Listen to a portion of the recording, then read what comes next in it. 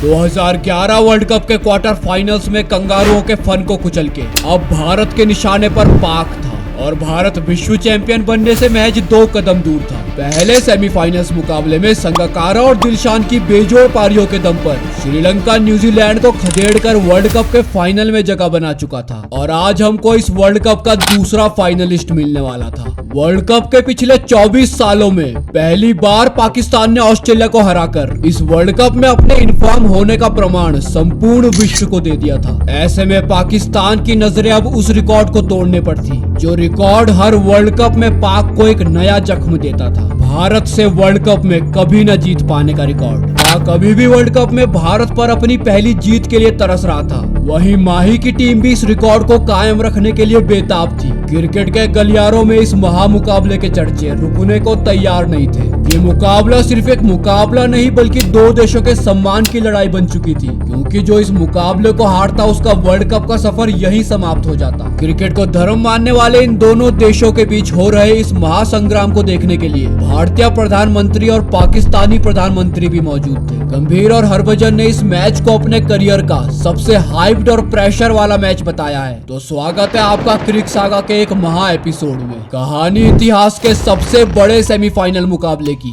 मोहाली के इस मैदान पर अब टॉस के लिए दोनों कप्तान आमने सामने थे। एक के चेहरे पर घमंड था तो दूसरे के पास आत्मविश्वास। पाक के पास हद से ज्यादा उत्साह था तो भारत के पास थी धोनी की चालाक कप्तानी। ऐसे में सिक्का भारत के पक्ष में गिरता है और माही ने पहले बल्लेबाजी करने का निर्णय लिया। भारत के 2 सबसे अनुभवी ओपनर्स अब मैदान पर थे, वीरेंद्र सहवाग और स्वयं भगवान सचिन तेंदुलकर। सहवाग ने विस्फोटक अंदाज में शुरुआत करते हुए तीसरे ओवर में ही उमर गुल को 5 चौके जड़ के पाक पर प्रेशर बनाना चाहा, लेकिन वीरू का यह आक्रामक रवैया ज्यादा देर तक नहीं चला और 6वें ओवर में ही वो वहाब की गेंद पर एलबीडब्ल्यू हो जाते हैं।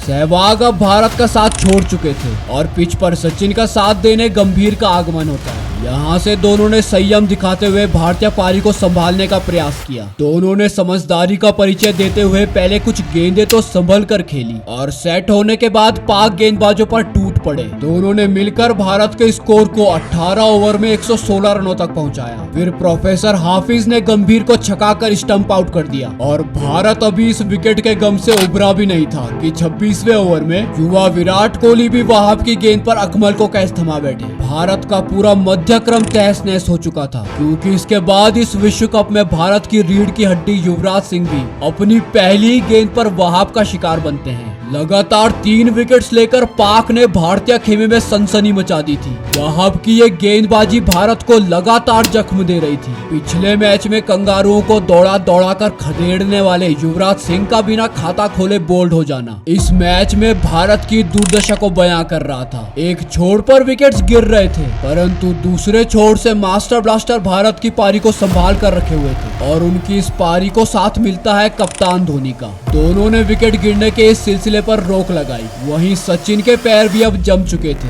और वो उस समय तक अपने करियर में 99 शतक ठोक चुके थे। सबको लगा कि आज सचिन का शतकों का शतक भी दिखेगा। तभी अजमल की एक गेंद पर भगवान 85 रन बनाकर आउट हो जाते हैं। इस विकेट से भारतीय प्रशंसकों का दिल दहक उठा था। अब रायना के कुछ आक्रामक शॉट्स ने स्कोर को 200 के पार पहुंचाया और जैसे ही भारतीय पारी फिनिशिंग की ओर बढ़ रही थी, कप्तान ने गेंद एक बार फिर से वहाब के हाथों में सौंप दी। पाक का यह फैसला सही साबित होता है और वहाब हमारे सबसे बड़े फिनिशर और कप्तान धोनी को एलबीडब्ल्यू आउट करके फैंस के मंसूबों में पानी फेरते हैं। अब रायना ने निचले क्रम के बल्लेबाजों के साथ शानदार बल्लेबाजी करते हुए भारत के स्कोर को सम्मानजनक 260 रनों तक पहुंचाया। वहीं पाक की तरफ से वहाब रियाज ने पंजा खोला। 261 रनों का यह लक्ष्य जीतने की गारंटी तो नहीं दे रहा था, परंतु ये लड़ने लायक लक्ष्य जरूर था। ऐसे में तमाम उम्मीदों और दुआओं के साथ पाकिस्तानी इनिंग शुरू होती है। जवाब में कमरान अकमल और मोहम्मद हाफिज ने पाक को तेज शुरुआत दी,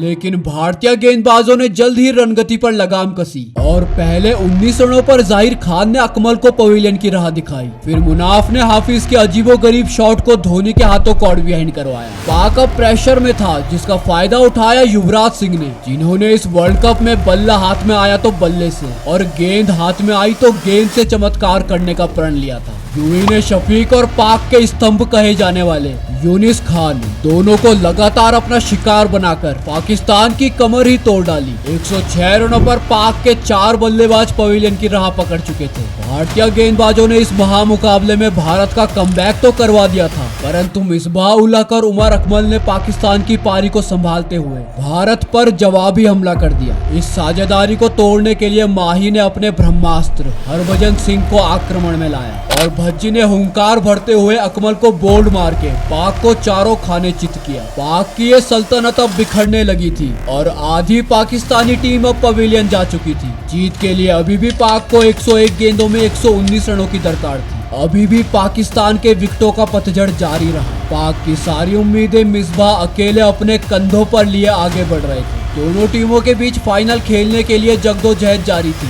लेकिन दूसरे छोर पर कोई भी मिसबाह का साथ नहीं दे पा रहा था। 261 रनों का यह मामूली सा लक्ष्य पाकिस्तान के लिए पहाड़ के समान बन चुका था। हालांकि मिसबाह का बल्ला अब अर्धशतक तक पहुंच चुका था, लेकिन पाक की हार लगभग तय हो चुकी थी, क्योंकि वर्ल्ड कप का फाइनल खेलने के लिए पाकिस्तान को आखिरी 2 ओवरों में 37 रनों की जरूरत थी। वहीं भारत को चाहिए था मात्र 1 विकेट। मिसबाह ने अंत तक प्रयास तो किया, परंतु आखिरी ओवर में जाहिर खान ने मिसबाह को कोहली के हाथों कैच आउट करवा के पाक की पारी को 231 रनों पर समेट दिया और माही की फौज ने यह मुकाबला 29 रनों से जीतकर शेरों की भांति न सिर्फ फाइनल में प्रवेश किया, बल्कि फाइनल में लंका को खदेड़कर वर्ल्ड कप भी अपने नाम किया। वहीं पाकिस्तान का भारत को वर्ल्ड कप में हराने का सदियों से पिरोया गया वो सपना एक बार फिर से नष्ट हो चुका था। भारत ने मोहाली के इस मैदान पर भारत की विजय पताका और भारत की जीत का परचम लहरा दिया था और इस जीत की गूंज मोहाली से कराची तक जा रही थी। संपूर्ण भारतवर्ष जश्न में डूबा हुआ था, क्योंकि अब भारत 28 साल के सूखे को समाप्त कर वर्ल्ड कप के फाइनल में था।